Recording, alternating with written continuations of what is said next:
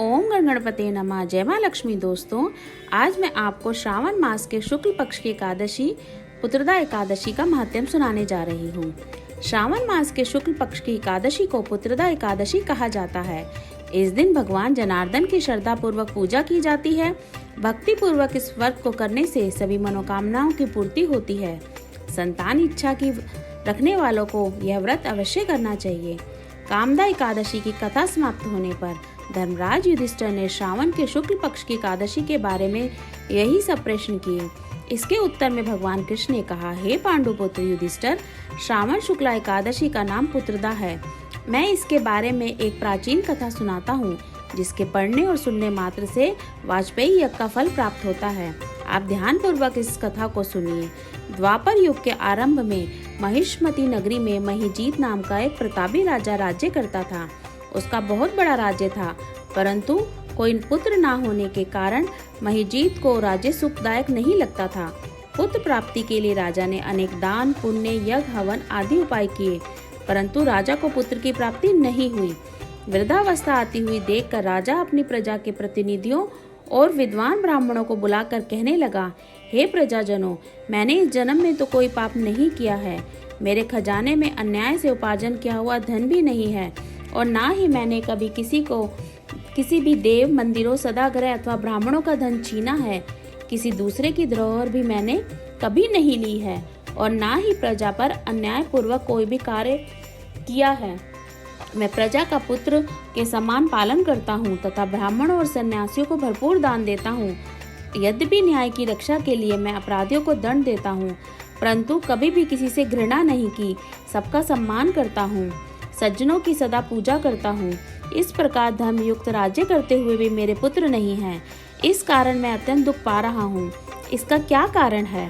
राजा महिजीत की इस समस्या के निवारण हेतु प्रजा के प्रतिनिधि तथा मंत्रीगण वन में जाकर बड़े बड़े ऋषियों और मुनियों के दर्शन करते हुए किसी विद्वान तपस्वी की तलाश में लग गए। एक आश्रम में उन्हें एक अत्यंत वृद्धोवृद्ध, धर्म के ज्ञाता, बड़े तपस्वी, परमात्मा में मन लगाए हुए, निराहार, जितेंद्रियां, जितात्मा, जित क्रोध, सनातन धर्म के गूढ़ तत्वों को जानने वाले, समस्त शास्त्रों के ज्ञाता महात्मा लोमश मुनि को देखा। एक कल्प के व्यतीत होने पर एक रोम गिरता था। लोमश ऋषि का इतनी अधिक थी उनकी आयु। सबने जाकर लोमेश ऋषि को प्रणाम किया और उनके सामने बैठ गए। उन्हें देखकर ऋषि ने पूछा कि आप लोग किस कारण से आए हैं? आप मुझे अपनी समस्या बताइए, निसंदेह मैं आप लोगों का हित करूंगा। लोमश ऋषि के ऐसे वचन सुनकर सब लोग बोले, हे महर्षि, यद्यपि आप हमारी बात जानने में ब्रह्मा से भी अधिक समर्थ हैं, मगर फिर भी हम अपनी व्यथा आपसे कहते हैं। महिष्मतीपुरी का धर्मात्मा राजा महिजीत प्रजा का पुत्र के समान पालन करता है, परंतु फिर भी वह पुत्रहीन है। हम लोग आपकी प्रजा हैं, अपने राजा के दुख से हम भी दुखी हैं। आपको पूर्ण विश्वास है कि आपके दर्शन से हमारा यह संकट अवश्य दूर हो जाएगा, क्योंकि महान पुरुषों के दर्शन मात्र से अनेक कष्ट दूर हो जाते हैं। आप कृपया करके राजा के पुत्र होने का उपाय बतलाइए। यह वार्ता सुनकर ऋषि लोमश ने थोड़ी देर के लिए अपने नेत्र बंद किए और राजा के पिछले जन्म का वृतांत ज्ञात कर लिया।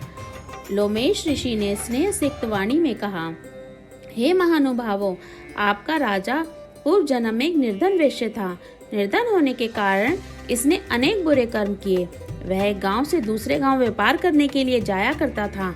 एक समय ज्येष्ठ मास के शुक्ल पक्ष की द्वादशी के दिन मध्याह्न काल के समय, जब वह 2 दिन का भूखा प्यासा था, एक जलाशय पर जल पीने गया।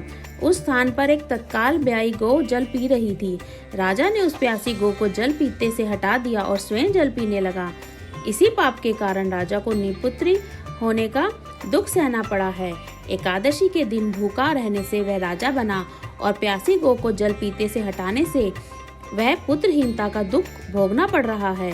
सब लोगों ने कहा, हे मुनि श्रेष्ठ, राजा के इस पाप के निवारण का कोई तो उपाय होगा, अतः राजा का यह पाप नष्ट हो, आप कोई ऐसा उपाय बताने की कृपा करें। लोमेश ऋषि ने उत्तर दिया, श्रावण मास के शुक्ल पक्ष की एकादशी को पवित्रा एकादशी का व्रत और रात्रि जागरण करें तो पूर्व जन्म का यह पाप नष्ट हो जाएगा। राजा को अवश्य ही पुत्र की प्राप्ति होगी। लोमेश ऋषि से उपाय जानने के बाद सभी व्यक्ति नगर को लौट आए। जब श्रावण शुक्ला एकादशी आई तो सबने मिलकर ऋषि की आज्ञा अनुसार राजा सहित पुत्रदा एकादशी का व्रत और जागरण किया। इसके पश्चात द्वादशी के दिन इसके पुण्य का फल राजा को दिया गया। उस पुण्य के प्रभाव से रानी ने गर्भ धारण किया और प्रसव काल समाप्त होने पर उसके एक बड़ा तेजस्वी पुत्र उत्पन्न हुआ। और अंत में भगवान कृष्ण ने कहा, हे राजन, इस श्रावण शुक्ला एकादशी का नाम पुत्रदा एकादशी है। अतः संतान के सुख की इच्छा रखने वाले इस व्रत को अवश्य करें। इसके महत्व को सुनने से सब मनुष्यों के पाप दूर हो जाते हैं और इस लोक में संतान सुख भोग कर परलोक में स्वर्ग को प्राप्त होते हैं। यहीं पर श्रावण शुक्ल पक्ष की एकादशी की कथा संपूर्ण होती है। आइए करते हैं जगदीश जी की आरती। ओम जय जगदीश हरे, स्वामी जय जगदीश हरे। भक्त जनों के संकट, दास जनों के संकट छिन में दूर करे। ओम जय जगदीश हरे। जो ध्यावे फल पावे, दुख बिन से मन का, स्वामी दुख बिन से मन का। सुख संपत्ति घर आवे, सुख संपत्ति घर आवे, कष्ट मिटे तन का। ओम जय जगदीश हरे। मात पिता तुम मेरे, शरण गहूँ मैं किसकी, स्वामी शरण गहूँ मैं किसकी। तुम बिन और न दूजा, प्रभु बिन और न दूजा, आस करूँ मैं जिसकी। ओम जय जगदीश हरे। तुम पूर्ण परमात्मा, तुम अंतर्यामी, स्वामी तुम अंतर्यामी। पार ब्रह्म परमेश्वर, पार ब्रह्म परमेश्वर, तुम सबके स्वामी। ओम जय जगदीश हरे। तुम करुणा के सागर, तुम पालन करता, स्वामी तुम पालन करता। मैं मूर्ख कल कामी, मैं सेवक तुम स्वामी, कृपा करो भरता। ओम जय जगदीश हरे। तुम हो एक अगोचर, सबके प्राणपति, स्वामी सबके प्राणपति।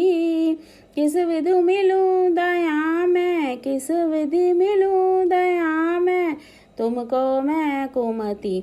ओम जय जगदीश हरे।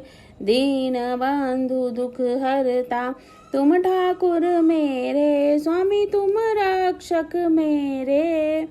अपने हाथ बढ़ाओ, दया के हाथ बढ़ाओ, द्वार पड़ा मैं तेरे।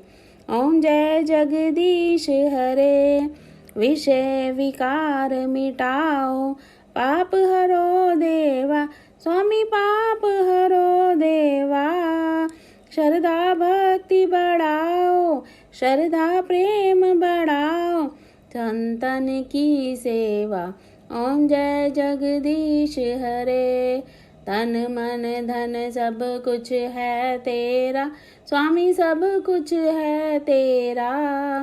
तेरा तुझको अर्पण, तेरा तुझको अर्पण, क्या लागे मेरा।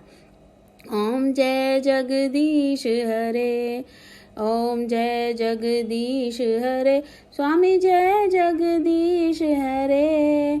भक्त जनों के संकट, दास जनों के अवगुण, बंसी वाला दूर करे। ओम जय जगदीश हरे। बोलो विष्णु भगवान की जय।